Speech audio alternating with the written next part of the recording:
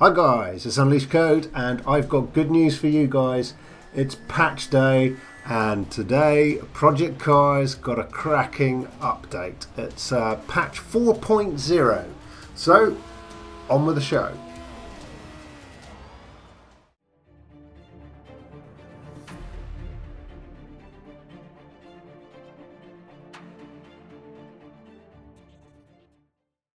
Hi guys, it's Unleashed Code and it's patch day. It's patch 4.0 for Project Cars.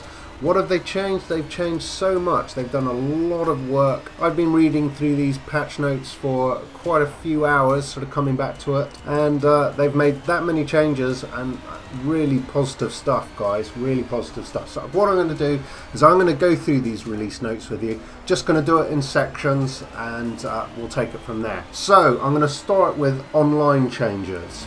Online, right, this is new. Okay, they've added support for force default setups in the multiplayer restrictions screen. Also new, players driving the wrong way will now have the collision disabled and their vehicles will be displayed as ghost cars. Very happy about that. Also new, lobby search settings are now saved between the session. Okay, this is a fix, and they fixed an issue where the AI could remain stuck in the grid after the previous host has left the session. They fixed an issue where the player was unable to select the Bentley GT3 for some online races. They also fixed an issue in Create Lobby where selecting the vehicle view details would reset the class filter. Fixed an issue where the in-game chat box would scroll when the player pressed the acceleration or brake controls. Various tweaks to the behaviour of the cars that are terminally damaged. Cars will no longer try to teleport from the garage if there are no pit lanes. They've also fixed an issue where the player could drive out of the garage again after retiring from the race. Yeah, that's called cheating. Further tweaks and improvements to the online lobby and the car class GUI. Classes are now alphabetical. Let's see what else. They've created options to default to any class. Fixed an issue where the host would see only the vehicle in the quick vehicle chooser list if identical vehicles were set to yes. They fixed the rolling start option so that toggling the rolling start flag correctly updates multiplayer game data, and they also fixed an occasional crash while in online mode. So quite a few changes for the online section, all good. And now I will move on to time trial. Okay, so time trial, what have we got here? We've got the standings info for the pause screen now shows real-time updated laps and standing info and sorts the order of all active participants based on the lap times. They have also fixed an issue where the player's best of the session ghost time didn't always exactly match his best of the session time. Moving on to pitting, tuning, setups and strategy. They've fixed an issue where the selected tyre option saved to a setup prior to patch 3.0 will cause the game to crash after applying the patch 3.0 and using that saved setup. They've also fixed an issue where tyre pressures were not resetting properly when returning to the pits. That's fixed. Fixed an issue where the brake temperatures were being reset and as the player entered the pits. This led to very unexpected braking behaviours. Adjustments to fuel calculations when returning to the pits during a practice session. When calculating the required fuel when the player returns to the pits, the estimated fuel levels are now used for consistency. Moving on to physics and AI. Tyres, small adjustments to peak slip ratio or P0 Trofeo, Ferretti track and other soft track road tyres for all road cars. Various improvements to AI and navigation when entering and leaving pit boxes, and they've made also improvements to the transition from road to off-road, as certain off-road surfaces used to cause far too much jarring on the steering. For cutting tracks and off-track system, Sakita International, further tweaks to the downhill S's have been made, basically to keep the AI cars on the track when attempting bad passes. They were causing the AI cars to go and hit the barriers. Various tracks like Nordschleife, Greenwood Karting, Silverstone National, Dubai GP, Barcelona National, Nürburgring Sprint Short, they've all had cut track improvements based on the latest community feedback. Moving on to career mode, a lot of changes for career mode. Okay, I'm going to crack on with those now. They've fixed an issue where the player would be the first place in the grid for race 2 in a multi-race round, even although he was disqualified from the first race. Disqualified drivers will now always be placed at the back of the grid. Rightly so, that's where they belong. DLC career accolades are now only present if the appropriate DLC package has been installed. This fixes the issue where a player were unable to do 100% completion of the accolades due to the fact they didn't actually own the DLC content. They've fixed an issue where bonus points were not being awarded for car series and some invitational events. They've also fixed a bug where invitational events that require winning team championships weren't always being unlocked. Download content and career accolades, they've made some changes. It's just a simple translation from non-English. They've used better strings and added invitational accolades for the 320 Touring Challenge. Fixed to make sure the player is placed last after skipping or simulating in races with second best qualified time is used for grid placement for the second race. This was affecting Formula Rookie, LMP13 and GT5 and touring car races. So now this is new. There's mandatory pit stops in the opening lap will now scale as well when the player scales the length of the race. So what I'm trying to say here is, say it was set to a 5-lap race, the pits would open for a mandatory pit stop on lap 2. If it was a 15-lap race, the pits would open from lap 6 for the mandatory pit stop. They've improved contract system to allow for extra entry-level contract awards and progressing to a new motorsport or when being offered a renewal from the current motorsport. They've also improved the AI logic during the races with mandatory pit stops so that they will pick a more optimal time to stop when there is also changing weather at play. Okay, so moving on to audio, just the one fix for audio. They've done tweaks to the Ginetta GT3 Clio and Bentley Speed 8. Moving on to GUI, HUD and telemetry. Okay, this is new. When adjusting real-time settings for brake balance, players will now see a message updated on their HUD to say what it's been changed to.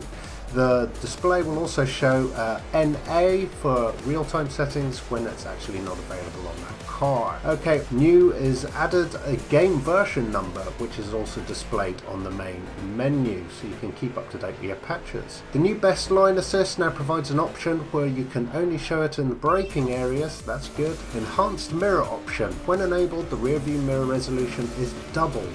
The draw distance is set to match the forward-looking draw distance. So that's really quite a lot of depth they've added there to the rear view mirror. Also new, they've added an option to view the overall leaderboards for each track, showing the best times for all the cars in the game. That's good. New as well, added an option to back out of the changes in the leaderboard screen. They've rebalanced the point at which forecast weather becomes current weather in the UI display so that the info changeover better matches what the player is actually seeing in game. Track temperature is now displayed in all the game menus. They fixed an issue with the time progression slider keeps skipping every second option and moving the slider left to right. The track temperature will now display correctly based on the unit system and the language selected by the player. They've also fixed an issue with the tyre wear meters on the HUD telemetry screen were flipped from right to front and left rear tyres. The track temperature and the weather information are now positioned uniformly across the in-game screens. They've removed redundant leading zeros from the KERS and MOTEC display. They fixed an issue where accessing the map or telemetry in the monitor screen would disable the player's HUD in the game. Good, that was driving me crazy as well. They fixed an issue where changing weather slots also changed the race start time when using the real weather option. Enabled the game exit to be a gamepad back button and displayed an exit information dialog.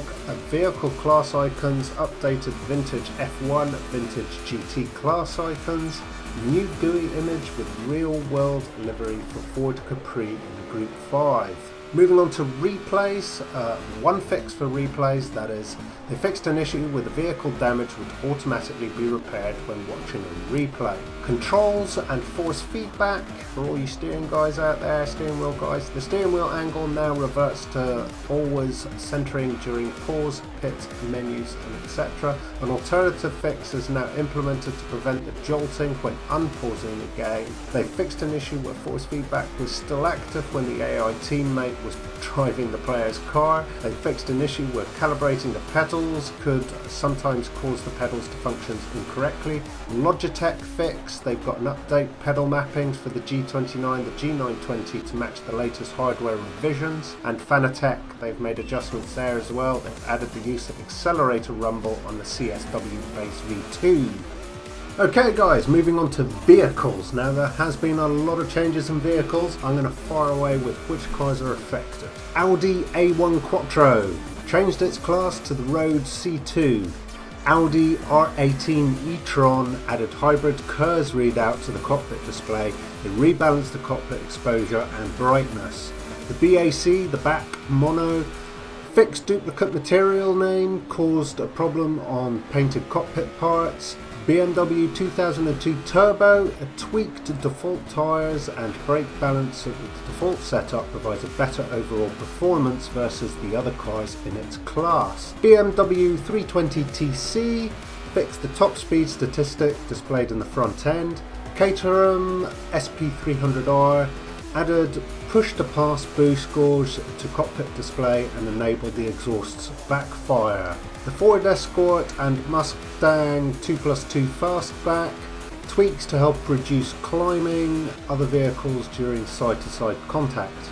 Ford Mustang 2+2 Fastback fix for shadow flicker on AI cars. Ford Capri Group 5 fix offset rear fenders. Ford Mustang GT 2015 reduced the FFB tire force multiplier to 25%, by 25%, sorry. The Gumper Apollo re-added 4 exhausts. The Marek rear-wheel drive LMP cars improved the default view position.